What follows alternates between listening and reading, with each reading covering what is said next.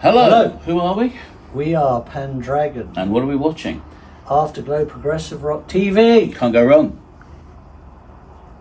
Hi guys. Hello. Hello. After 30 years. Hello. 40. 40 after 40 years. Hello. But you are my only hope. We're covering the faded past and starting out once more with a fortune in new colours. You hope to inspire. I hope my fate won't you take pain to life. Fire.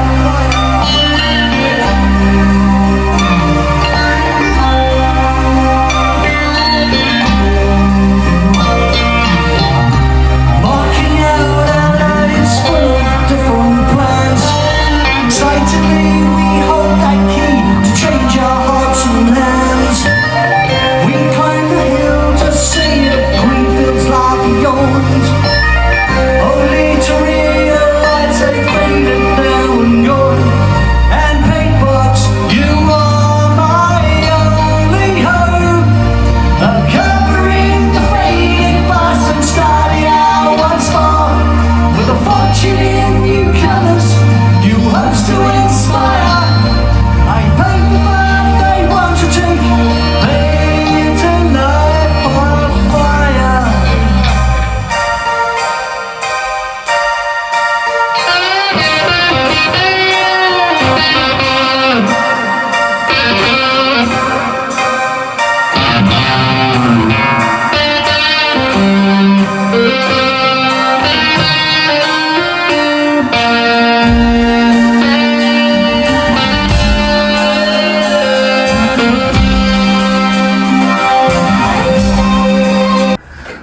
Right, so what were we talking about before?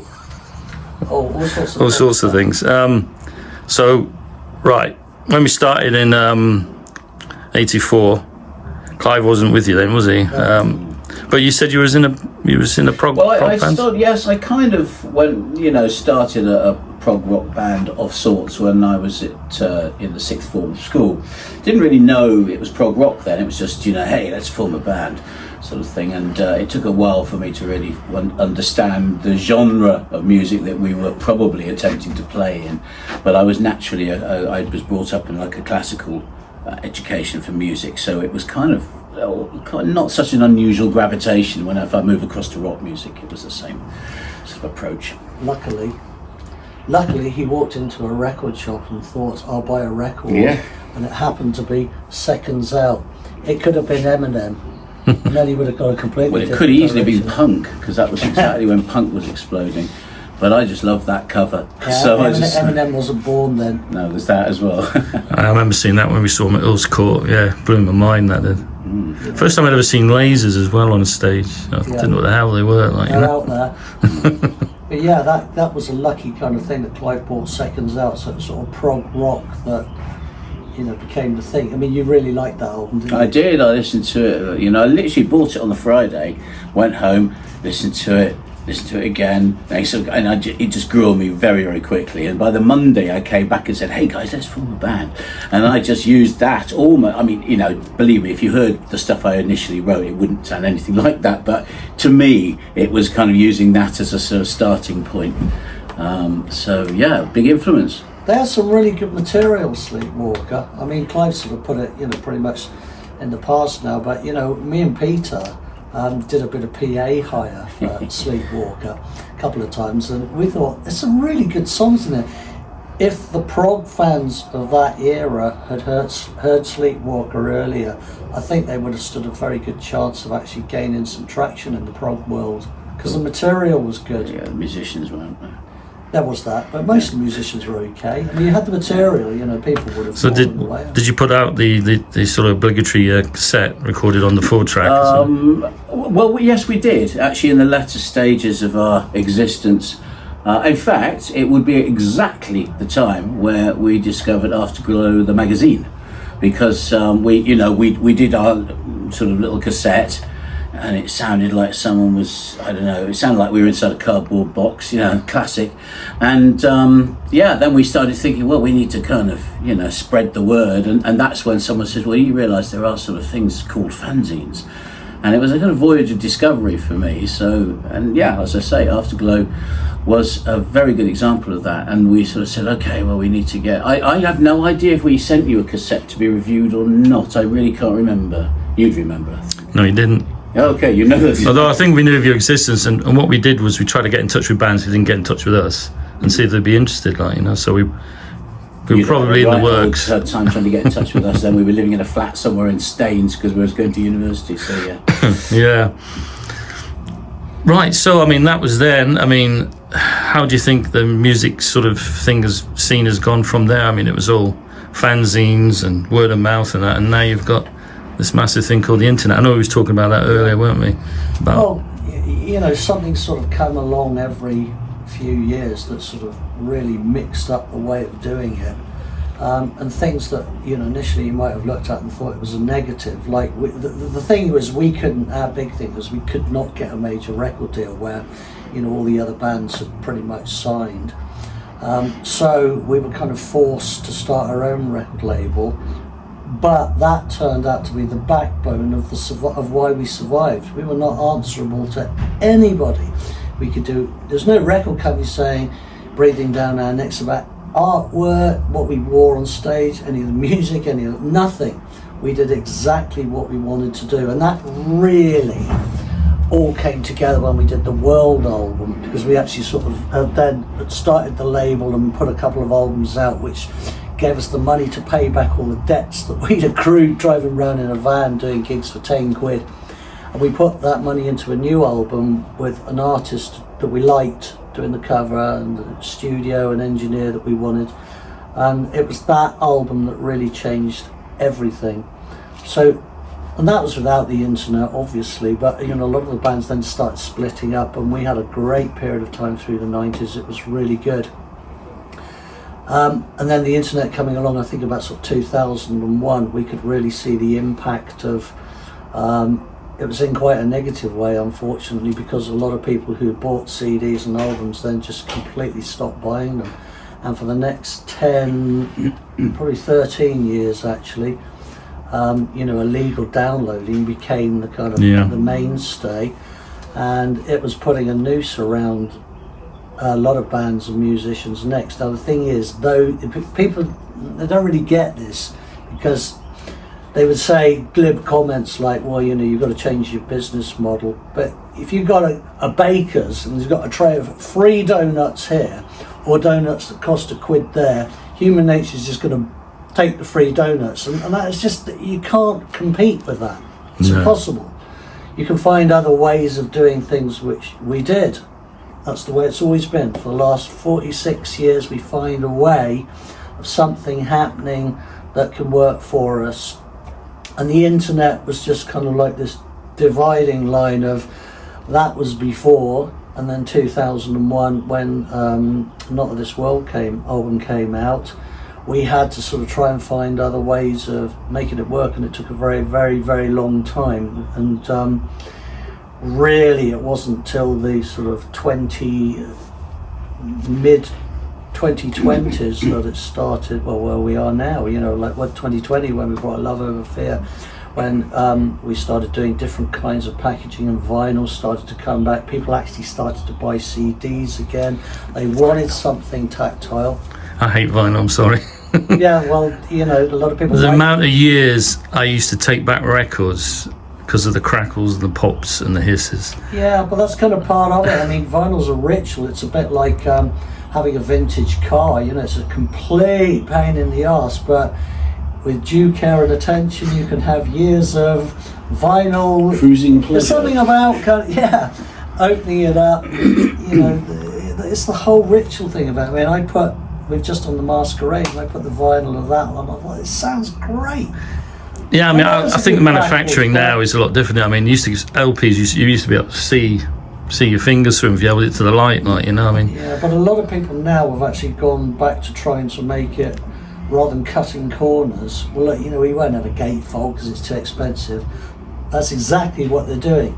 You know, I mean, all our vinyls got special kind of cardboard, because when I first bought Trick of the Tail and Moon Madness, they had this kind of mottled cardboard. That's right, yeah. That made it. I loved it. Why aren't other bands doing this?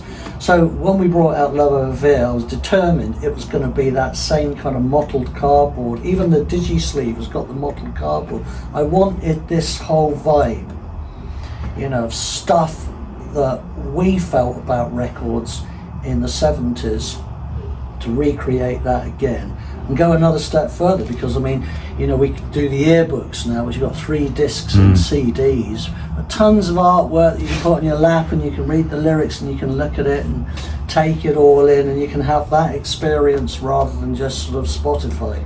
Yeah, I mean, I do admit that's one thing I do miss, the 12-inch sleeves and all the lovely artwork and that. Yeah. But that's what the earbooks are all about. If you still want to get the size of your event, earbooks are a really good alternative. Yeah. But for us, you know, these things were the lifeblood. The absolute. I mean, people sort of say things like, "Well, we'll just have to earn money from touring," but you can't. Costs have gone up, and you know, you can if you're Rolling Stones charging £400 a ticket. But you know, we don't equate to the Rolling Stones, you know. I got stung with Peter Gabriel. I did. Yeah, it's about £280 for a ticket. Yeah, so you know, it's not always possible. You can only work within the confines of, you know, the market that you have. Yeah, because I've talked to a few bands as well. The merchandise thing, when they go to a lot of arenas and thing, they have to give them a percentage, which is giving them a right, you know. Well, a lot of venues try and hook 20% out of us. Yeah. You know, if you take 20% out, and then you take 20% out for you know, VAT and paying the person and paying the shirts and what have you, not a lot left. But you know, we find ways of making these things work. We have done for. Like I said, every few years something will come along that will change the landscape that's enabled us to survive. Yeah, and is this what these sort of VIP weekends are, sort of, to help boost the coffers, or is it just something you wanted to do? Like, you know? Yeah, I mean, you know, you don't really have to do an acoustic set or a Q&A or you know, the super VIPs thing. Yeah, but my wife is very good at coming up with these sort of package ideas that people. We did one last year in Morecambe with similar kind of events, you know, acoustic show and Q&A, and it was just a brilliant week. It was a brilliant weekend. We all enjoyed it. It was just good fun.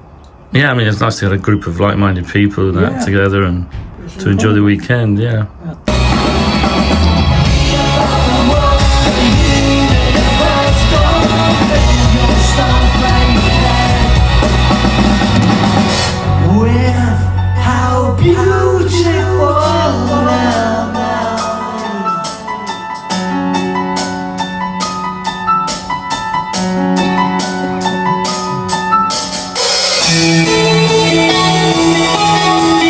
Looking from the inside out, dreaming all the life away, never realized that down.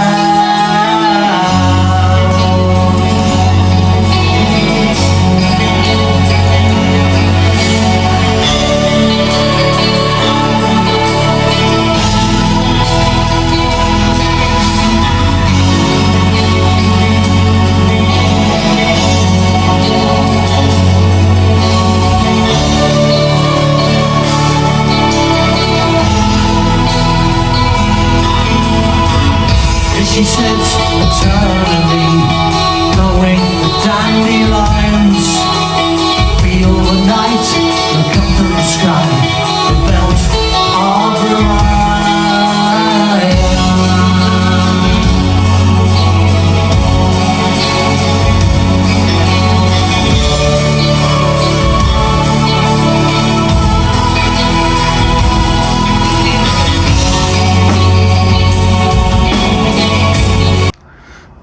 Clive, you was on about your band you were in. I was talking to Nick about some of these bands that used to indulge in makeup and all sorts of stunts. Is there that in your remit? Or?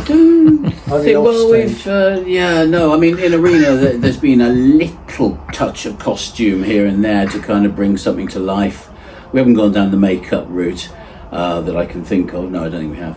But I mean, you know, the odd hat, the odd pair of sunglasses, or what have you. Very simple things, just to kind of colour the mood of a particular song. I quite like that. I mean, I've always enjoyed the sort of theatrical side of things anyway, and I think there was a period of time in, so not so long ago, where obviously there was a period where I think a lot of progressive rock bands were denying the fact that they were progressive rock, because we were getting absolutely slaughtered by the press. And I think there was very much a kind of like, no, I've never worn a top hat, no, I've never worn, that sort of stuff, no, it never happened. And now I don't think we care anymore, as far as that side of it's concerned. I think the more of a show we can put on in terms of that, whether it's theatre, whether it's costume, well, great, why not?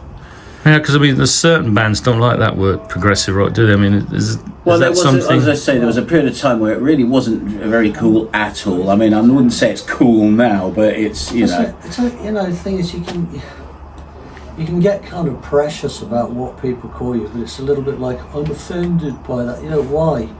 It's a term of reference. It's like a heavy metal band. No one's going to say, yeah, but do you actually carry girders around with you? No, we don't. Well, stop it then. It's just silly. Because, as I said earlier on, there's two things that matter in this. There's making good music and doing good gigs, and included in that is the artwork and it doesn't matter what people call it or whether you should have separate frontman dressing up. Like I said, I think the bands that have done that, like when Pete Nichols used to do the Enemy Smacks with the mask thing, it's a real big impact. Or Fish with the Grendel mask. Yeah, Pete But still does that actually from time to time. But it doesn't mean that if everyone did that, then they would all be the same. It's good if you got some people. I mean, like Solstice used to sort of do their thing with the sort of folky, hippie thing, and then, Marillion, the Grendel mask at the other end of the spectrum. I mean, imagine if we all had Grendel masks and come, there's another band with Grendel. It's got to be everything different to keep it interesting, really, and it's just been what people feel comfortable with. And we had a few dalliances with a few masks and things like that. They were too hot, look. Yeah, too hot. No, they just kind of, it just didn't really stick, and it's thought, well, it's not really for us. We'll, concentrate maybe more on some other things, music or something. Well, we've had phases where we've thought quite a lot in Pendragon about like what to wear, not necessarily costume, but just we used to say, well, let's give it a theme, or red shoe shows. We were all wearing red shoes. Oh, yeah, red shoes, yeah. So I mean, do you think the term progressive rock? Do you think progressive has it always been here? Is it sort of? Is this another revival? Is this another revival? Do you think on the verge, like the 80s, or? I don't think we don't need a revival. It kind of just has waves where people say, the 90s was like the progressive rock, wastelands. It was the best time ever for us. We released our most popular albums in the 90s. We were touring the most. It was fantastic. So it just. In terms of revival, I'm not sure there can be such a thing now, and I think that's probably maybe one of the downsides of the internet, because everything's so kind of instant. It's like, well, yeah, who cares?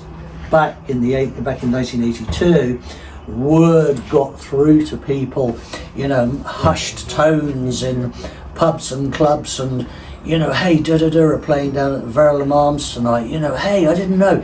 Apparently they're a bit like, Well, now you just read it online, like, yeah, I can't be bothered to go.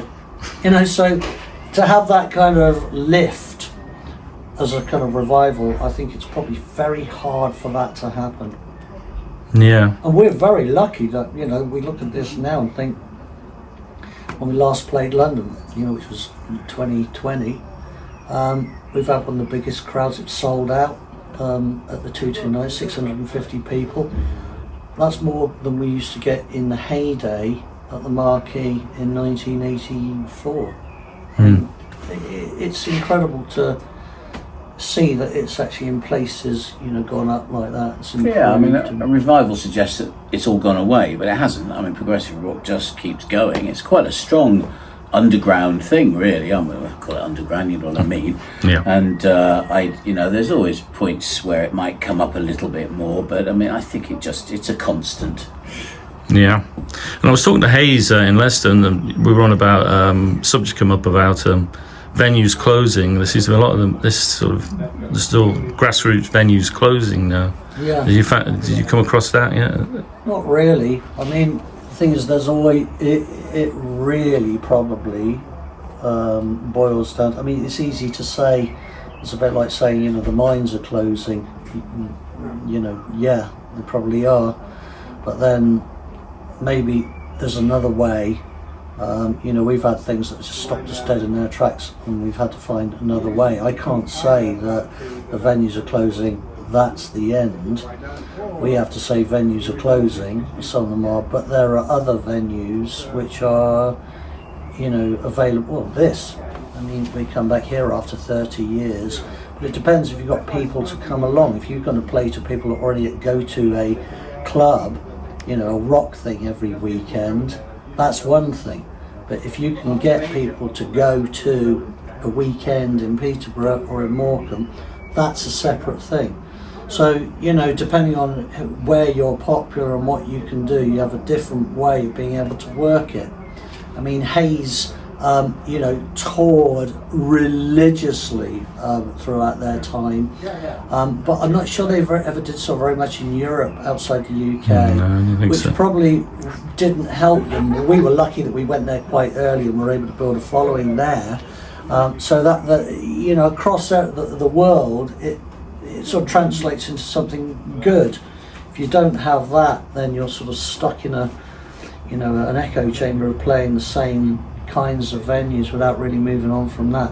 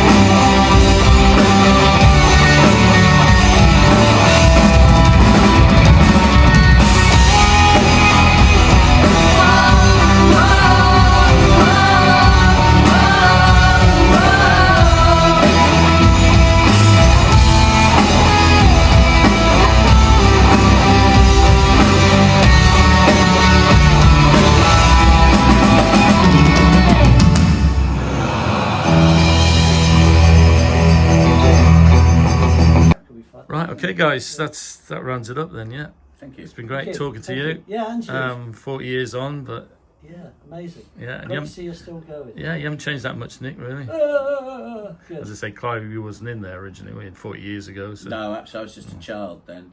It's, you know. You had a punk hairdo then. Mohawk. Cheers, guys. Thank Cheers. you. We can do that in unison. Probably not in harmony. Hello. Right. Hello, we're Hayes. You're watching Afterglow. Yeah. 2, 3, 4. Hello, we're Hayes. And we're watching Afterglow. Bodes well for the next album. Let's try again. Okay. Take 2. 1, 2, 3. Hello, we're Hayes. And you're watching Afterglow. TV. TV. TV. Edit that bit together. Yeah.